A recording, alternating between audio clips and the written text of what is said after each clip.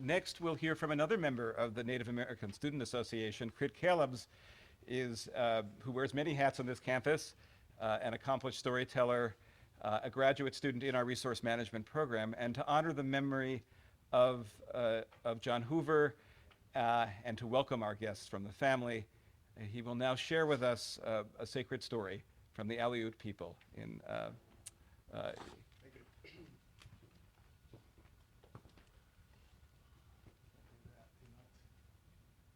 So I didn't have an opportunity. The video needs that mic. You can pick it up and carry it around with you if it makes I sense. like that.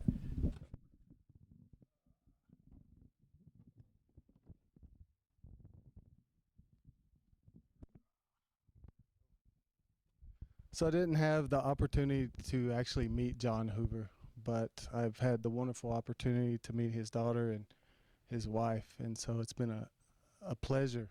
It's been an honor to know you and to hear the stories that you've shared with me about John. And so I'm really grateful that you're here and that we can do this today. It's been such a wonderful pleasure. So one of the things that I remember when I was looking at John's work and some of the things that that I could try to familiarize myself with him. I remember I watched an interview or something, and he had said that he had never had no one to tell him stories when he was young and as he was growing up. And so I felt that the best thing that I could do would be able to tell a story to honor him, in a good way like that. And so when I had talked with you all about what would be a good way to honor him, the best thing is to be able to tell a story from his people. And so his people, they're properly known as the Aleut, but that's a Russian word for his people. The Aleut means community. And but anytime that I'm addressing a people, I like to speak about them and acknowledge them and what they call themselves, And so they call themselves the Unagnan, and that means coastal people. The Aleut, they live in the Aleutian Islands, all along that coast and that windy, stormy part of Alaska, And so Anna had sent me something that really touched me, and I think it was a poem that John had wrote and that they had just found, as they were looking through some of his notes. And I would like to read that, and then I will tell you the story that we had decided on. And so he had wrote, "When I die, birds will still fly. The sun will still shine in the sky. The oceans will still be coming in and going out. So what is death all about? The world still turns, the forests still burn, the rivers keep flowing and it snows, and the winds keep blowing." So they say that way back when the world was still young, they say that there was no wind at all. They say that there was nothing that moved the marsh grass on the shore. They say that even the snow, when it fell down, that it came straight down.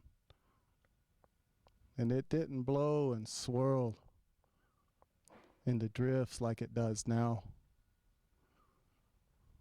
And so it was at this time in a village near the mouth of the Yukon River. There was a couple who they couldn't have any children. And that couple, they were very sad. And the woman, she would always say, you know, if we only had a child, we would be so happy.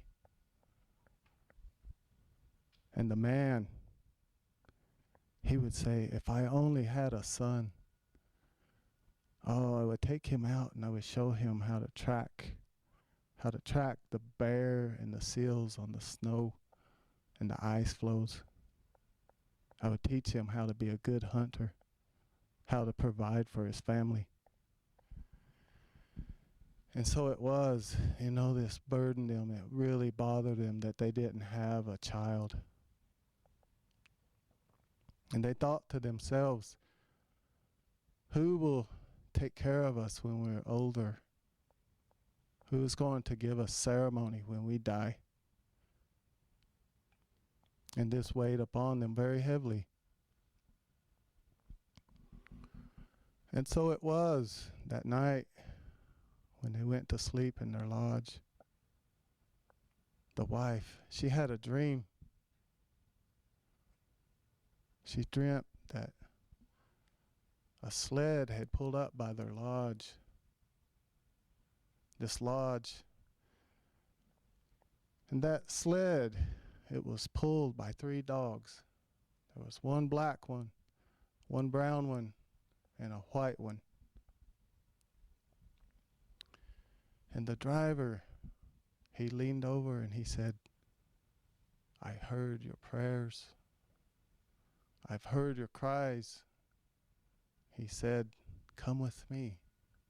I want to show you something. And at first, the wife, she was scared, you know. The woman, she was scared. But something was pulling on her, you know. It was calling her. And so she decided, she got in the sled, and they took off fast, and they went way up into the sky. And they were going past the stars. And the woman, her fear, it left. She felt good. She knew that this was Aleut, the moon spirit. The moon spirit, he always comes to those who's in trouble and need and whose heart hurts, you know. And so it was Aleut. He took her, he said, I want you to see. He took her way out to this ice field, vast expanse of glittering ice. And he pointed and he said, see that? There was one little tree sitting out there in the ice by itself. He said, take that tree. He said, carve a doll out of it. He said, you'll be happy. And so it was, before she could even ask any questions or anything, she woke up. And that dream was so real. And it was pulling on her heart so strong that she woke her husband up. She said, get up, get up. She said, and she told him about this dream, you know. Told him everything that had happened and what Aleut had told her. And the husband, you know, he is, it's like, what's a dog gonna do for us? We're gonna be in the same shape, you know. It's not a child. But she kept on and on and on. No, go now, you know. And so he got up and he put his sealskin suit on, you know, and put his boots on, and it was still dark out. So he started walking out, and, you know, at first he didn't even know where he's going. He just wanted to satisfy his wife. You know, he's like, let's go look. And so he walked, and then as he got to the edge of the village, he seen a path. This path, it was shining like moonlight. And he knew that was the path that he was supposed to take. So he started walking down that path, you know, For hours he walked and he walked and he walked. And then finally he came to this vast expanse of ice. And out in the middle he seen something shining. And it was that tree. So he knew that was it. He went out to that tree. He brought a little stone axe with him and he cut that tree down. And he put it over his shoulder and he walked all the way back, you know. When he made it back home, he took that tree and he started carving on it, you know. He started carving that doll that his wife had seen in the dream. So he started carving on it, you know.